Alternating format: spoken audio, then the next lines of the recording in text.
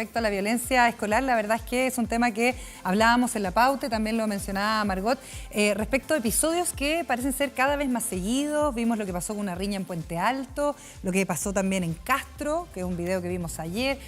¿Tendrá que ver esto con que tenemos más información? ¿Son ahora los medios más efectivos, las redes sociales? ¿O hay un aumento en la violencia? Lo conversábamos ayer también, como decía la Margot, respecto a esta sensación de inseguridad, pero puede ser que hoy día vemos que hay más violencia en los centros estudiantiles, hay una violencia que quizás no respeta la institucionalidad, no respeta a los mismos profesores. Hemos visto que incluso han apuñalado profesores y a inspectores de colegio. Entonces, ¿cómo lo ven ustedes? Yo creo que hay más violencia. ¿Sí? Efectivamente, y algunos estudios, en este minuto se me escapa, me parece que era de la ONU, pero no estoy segura, indica que Chile está entre los 3 países más violentos a nivel escolar, seguido primero México, Colombia y después Chile. Y yo creo que eso se nota y yo creo que es multifactorial, no es tan sencillo de resolver como para dejar esa responsabilidad, por ejemplo, solo en los colegios. De hecho, yo creo que uno de los factores que dices tú, Margot, y que es súper importante, que no nos podemos olvidar, es la pandemia. Hubo 2 años de pandemia donde la escolaridad se vivió de una manera súper distinta, de manera online, donde la convivencia no es la misma. Y de golpe, que de un año a otro, estudiantes que no estuvieron en contacto con sus mismos compañeros tengan que volver a relacionarse, yo creo que es algo súper importante. De hecho, solo este año hay 374 denuncias de la Superintendencia de Educación por violencia física en establecimientos. Estamos en marzo aún. A mí me parece que lo que está pasando es que la violencia que hay a nivel social está influyendo directamente en los adolescentes y en los menores también, porque esto no pasa solamente en el secundario. No sé cómo le dicen ustedes acá, el secundario. En la media. En la media, sí. Exactamente, sino también en los menores. Tengo mi mejor amiga, es jefa de un colegio y 2 veces han tenido que suspender, en un muy buen colegio, y 2 veces han tenido que suspender las clases por las amenazas de muerte que reciben tanto alumnos como los profesores. A mí me da la sensación un poco en la misma línea de lo que dices tú, y también lo hemos conversado en pauta, cuando uno ve automovilistas que porque una persona no parte de la luz verde al tiro se bajan y patean el auto a otra persona. Sí. O yo he visto padres y madres muy agresivas con niños adentro de los autos. Entonces también, ¿qué ejemplo le estamos dando a nuestros hijos a la hora de nosotros también relacionarnos? Eso también puede ser multifactorial, tiene que ver con la salud mental, tiene que ver con los niveles de estrés. Lo hemos conversado a raíz de las 40 horas semanales, o sea, yo creo que todo se va entrelazando, pero de que hay un aumento en la violencia y un aumento que la verdad es que hoy día ya no respeta ningún tipo de autoridad es impresionante, porque lo que dices tú, tienen que suspender las clases. Es impresionante. Yo creo que lo que mencionaba la Coté respecto a la pandemia, efectivamente muchos jóvenes, niños también, perdieron sus rutinas, sus horarios, perdieron el contacto con los compañeros, pero también puede que hayan desarrollado muy malas relaciones intrafamiliares en ese periodo también, porque lo que tú mencionabas, ¿por qué nuestros jóvenes aparentemente no tienen herramientas para resolver sus conflictos más allá de la violencia? ¿Qué pasa con conversar? ¿Qué pasa con negociar? ¿Qué pasa con debatir? No le estamos enseñando bien a los niños, eso lo aprenden desde la casa, desde el colegio, desde sus compañeros. ¿Qué influencia tendrán las redes sociales? Tú que eres más experta en eso. Pero Margot, ¿sabes qué? Yo creo que igual tenemos que poner las cosas en perspectiva. Porque, a ver, yo salí del colegio hace harto años atrás. Salí el año 2004 del colegio. Y yo me acuerdo que en mi época se vivían episodios de violencia escolar. Sí. El punto es que antes no existían efectivamente las redes donde nos podíamos enterar de estas cosas. Y yo creo que por un lado está eso. Y por otro, siento que también se está perdiendo el respeto al profesor. Eso también o sea, yo creo que cuando... A cualquier autoridad. Sí. O sea, cuando ustedes incluso iban al colegio, Margot o... yo me acuerdo que hubo momentos donde se decía que los profes incluso le podían pegar a los alumnos. Yo no digo que eso esté bien. No. Por supuesto que me parece que es algo que estaba completamente incorrecto, que son cosas que no rescato, pero siento que también había un respeto que es distinto. Tú estás dando en el clavo con una cosa y yo aquí quizás me voy a mojar demasiado las pantorrillas, por decirlo de una forma decente, pero existe además hoy día en la normativa, y lo vamos a conversar con una persona que es experta, pero en la normativa, por lo menos a mí que me ha tocado ser profesora universitaria, una serie de instrucciones que tienen que ver con no perder alumnos. Y al existir ese instructivo, hay ciertas condiciones que antes se daban en la sala de clases que hoy día tú no puedes generar. Por ejemplo, que ser un maestro y establecer relaciones más allá de la sala de clases. O reprobar X cantidad de alumnos, aunque los alumnos sean malos. Tú hoy día no puedes reprobar esos alumnos porque tienes un condicionante que viene mandatado por el ministerio y con eso te dan las acreditaciones, que te obliga a mantener cierta cantidad de alumnos con la matrícula, aunque sean malos alumnos. Entonces yo creo que eso también contribuye de alguna u otra manera a ciertas lógicas que se están dando en la sala de clase un poco más mercantiles, ¿puede ser? No sé, por ejemplo, a mí las que me asustan son las cifras del Ministerio de Educación. Dice, 1,3 millones de niños se encuentran con inasistencias graves. Es una barbaridad que pase esto. La cantidad de inasistencias que hay, la cantidad de 227.000 personas que desde 2004 están completamente fuera del sistema por no asistir o porque nunca comenzaron a ir. Y esos Entonces creo que niños, es hora de poner orden urgente. y esos adolescentes, volverlos a llevar, lo hemos visto en el programa, volverlos a llevar a clases es muy difícil.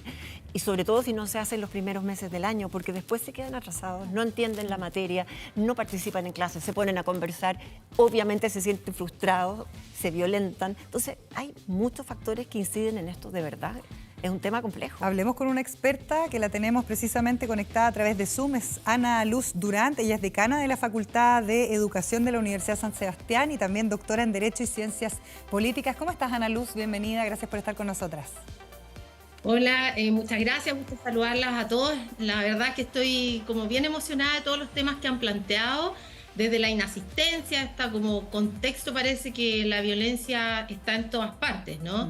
En la vida real, en la calle, en la escuela, en el liceo y en las redes sociales y en el metaverso. No nos olvidemos que hay un mundo paralelo donde también ocurren estas situaciones. Estás hablando de los juegos digitales finalmente y cómo eso también podría ser quizás un gatillador a la hora de enfrentar las problemáticas con ira en vez de con palabras, por ejemplo.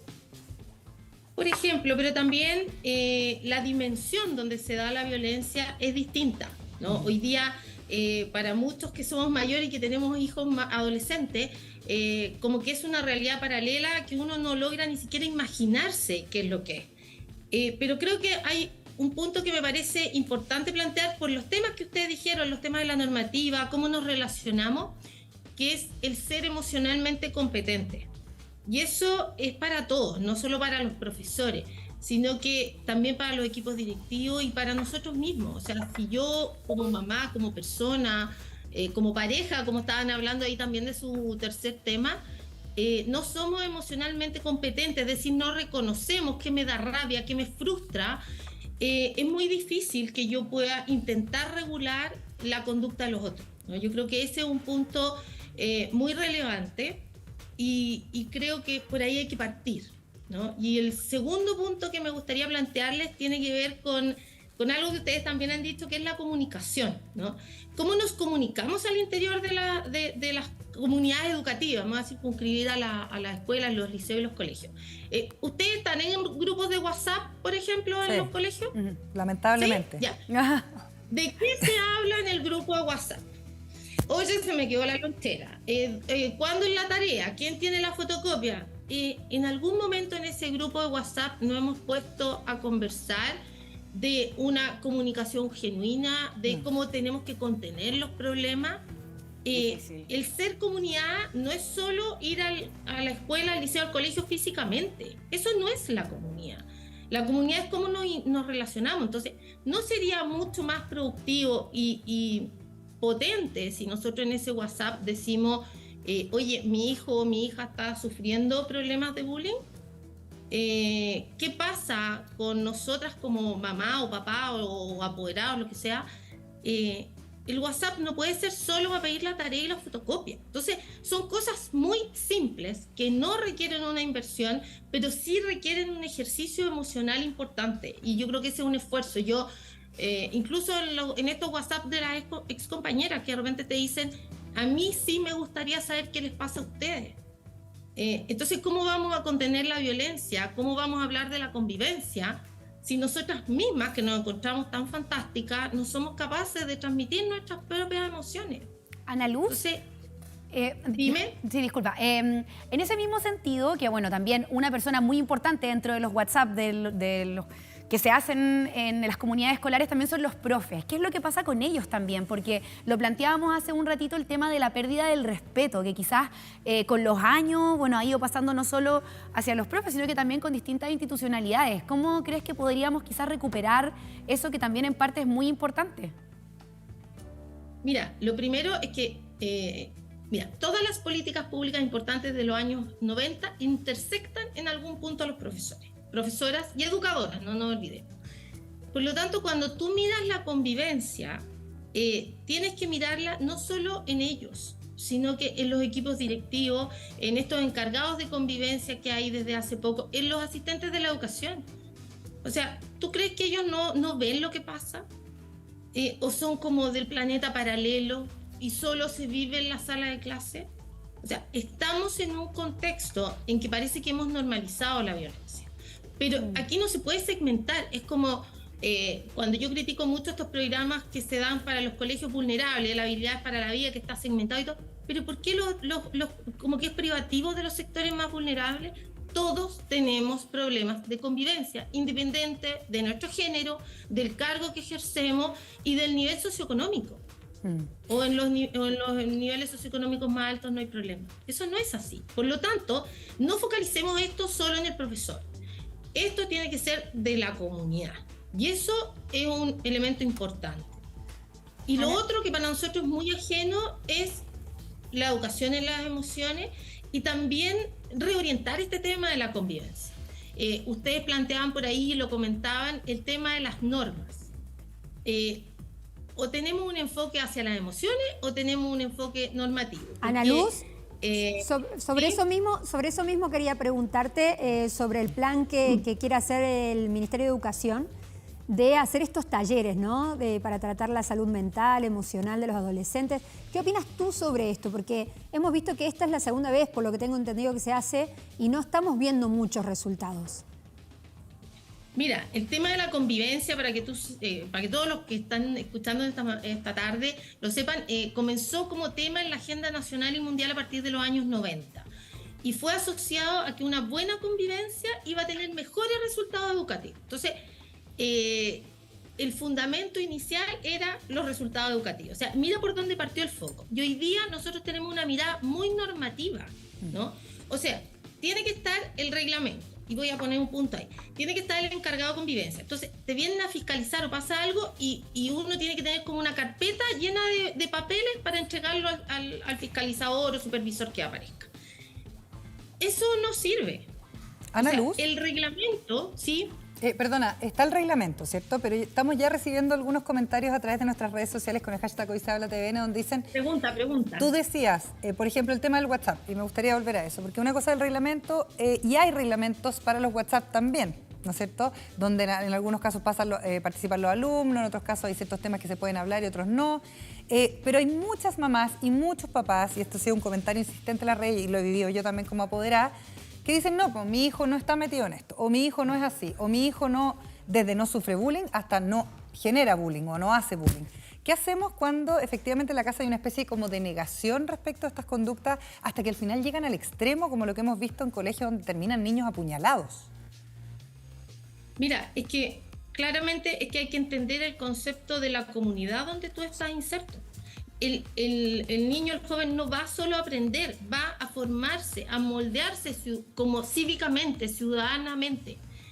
La ciudadanía tiene que ver con la democracia, tiene que ver con ese tipo de valores. Entonces, no es que mi hijo, no. Pero eso lo estamos aprendiendo, lo estamos enseñando en los colegios, estamos enseñando, más allá de tener buenas notas académicamente, estamos enseñando también que hay que ser buenas personas, que tenemos que ser tolerantes con el prójimo, que hay que tener respeto por los demás, que mi actuar tiene un límite que es donde empiezan los derechos de los demás. ¿Está eso como aprendizaje? Lo que pasa es que una cosa, justamente lo que iba a decir hace un rato atrás, es que la norma existe, el reglamento existe, las bases curriculares existen, los contenidos existen, pero están en el papel. O sea, y voy a poner el punto del reglamento de convivencia, tiene que ser real, tiene que ser posible, tiene que ordenar, tiene que regular, pero no enfocado en la sanción solamente, porque un elemento importante es la progresión en la sanción, ¿no? Porque una cosa es que tengamos el reglamento y que a la primera se va, lo expulsan y nos vamos a la superintendencia y el derecho a la educación y etcétera. O sea, tiene que ser algo real y actualizado. Hay reglamentos en algunos establecimientos educacionales que no están actualizados. Es más, yo le pregunto a los que nos están escuchando esta tarde, ¿usted accede al reglamento en la página web del colegio? ¿Se lo entregaron a inicio de año? ¿Lo conoce? ¿Sabe lo que dice? Bueno, eso es parte también de la ciudadanía y que uno tiene que también informarse y querer ser parte de eso, ¿no? Porque si no, esto de decir mi hijo no, y si mi hijo un día es el agresor, ¿qué hacemos? ¿Cómo conversamos con los papás cuando son papás de un niño que agrede? Eso es ¿O súper solo importante. llegamos a él cuando es la sanción? Eso es súper, lo hemos conversado antes en el programa porque es un temón, porque claro, es fácil cuando tu hijo es víctima, pero ¿qué pasa cuando tu hijo es el agresor? Creo que falta mucha educación a los padres de ese lugar, ¿ah? ¿Y qué pasa si es que hay realmente una conversación, como dice Ana Luz, o solamente la sanción y al niño, no sé, lo echan del colegio y no se hace nada más para reparar ese daño también? Bueno, hay mucha gente que nos está dando su testimonio vía redes sociales, se lo agradecemos y sigan enviándonos usando el hashtag Hoy Se Habla TVN y nos dicen, cuando estuve en el liceo o en la universidad también había violencia en marchas o en las salas de clases, pero también había respeto por el profesor y una conciencia como estudiante de respetar a la autoridad. Hoy yo no veo eso, no hay temor a las consecuencias. ¿Qué opinas al respecto, Ana Luz? También lo hablábamos hace un poco, el tema del respeto a la autoridad que se ha ido perdiendo. Lo que pasa es que yo creo que efectivamente esta valoración que ha habido de la profesión docente, y nos pasa también a nosotros los que somos profesores del mundo universitario, ha cambiado, ¿no? Y hoy día, antes como que la voz del profesor era una voz que se respetaba. Y hoy día yo creo que eso en algunos casos sucede y en otros no. Y eso yo creo que no es culpa de los profesores, profesoras y educadoras, sino que tiene que ver con este contexto en el cual como ciudadanos estamos de mayores situaciones de violencia, ¿no? Y también porque las situaciones de violencia que antes estaban en las casas, que estaban, podríamos decir, en un número menor de estudiantes que estaban en el sistema, fuera del sistema, hoy día están en el sistema, ¿no? No se acuerdan, recuérdense que hace bastantes años atrás nuestra educación era muy de élite, ¿no? Y hoy día es una educación muy masiva, que está muy bien porque todos tenemos derecho a la educación. Pero eso también influye, ¿no? Porque influye en que somos más masivos, en que traemos a nuestro hábitat escolar lo que pasa también en nuestras casas y en nuestra vida, en nuestras frustraciones, en nuestras dolencias, en nuestras penas. Le agradecemos a Ana Luz Durán, decana de la Facultad de Educación de la Universidad San Sebastián, por conversar con nosotros esta tarde. Que te vaya muy bien, Ana Luz. Muchas gracias. Gracias a ustedes, un gusto. Bueno, Oye, es un tema que da para conversar mucho, porque la verdad que la solución no es sencilla. Quiero decir un comentario que yo estoy de acuerdo, pero que es un poquito más liviano, ¿no? De uno de nuestros tuiteros. Item Atum dice, los grupos WhatsApp de los apoderados sirven solo para hablar del paseo de curso y los cagüines. Y de la rutina de Jorge Ali, ¿no?